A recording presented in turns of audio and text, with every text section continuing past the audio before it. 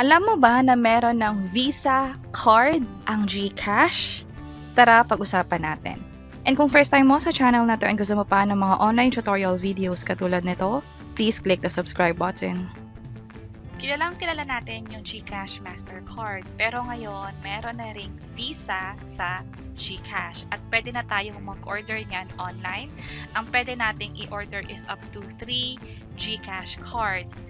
Available lang to para sa mga fully verified users at may bayad siya ng 185 pesos plus 65 pesos na delivery fee. Ito yung magiging itsura niya. Yung pangalan natin naka-print and yung card number, yung expiration date, and CVV available. Meron din sila tinatawag na virtual account number, yung 12-digit reference number. May mga pagkakataon na kailangan ng virtual account number natin dito sa Visa para sa mga financial transaction or sa mga payments na gagawin natin. Mas i-discover pa natin to or mas may experience pa natin to sa mga succeeding videos.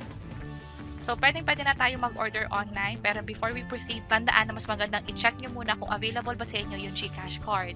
Dito sa website nila, merong serviceable areas. Hanapin nyo yung lugar nyo kung pasok ba dito para masiguro na rin na bago kayo magbayad is matatanggap nyo nga yung GCash card nyo.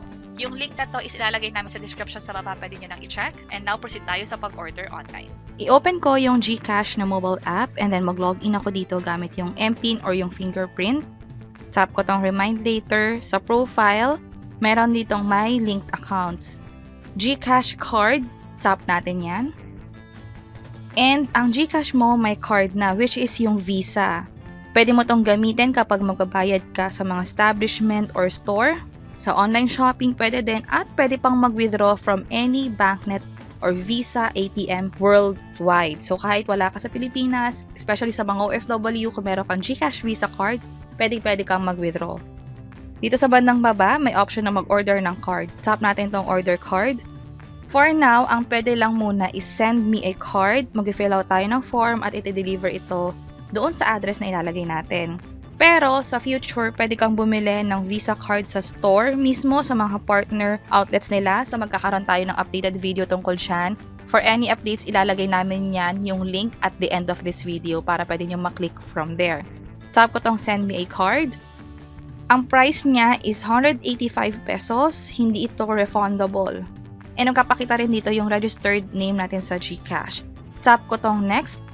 Ilagay lahat ng information na hinihingi dito. Yung kung sino yung makaka-receive ng card, yung cellphone number, yun yung kukontakin for the delivery, and kung saan ba i-deliver yung mismong card.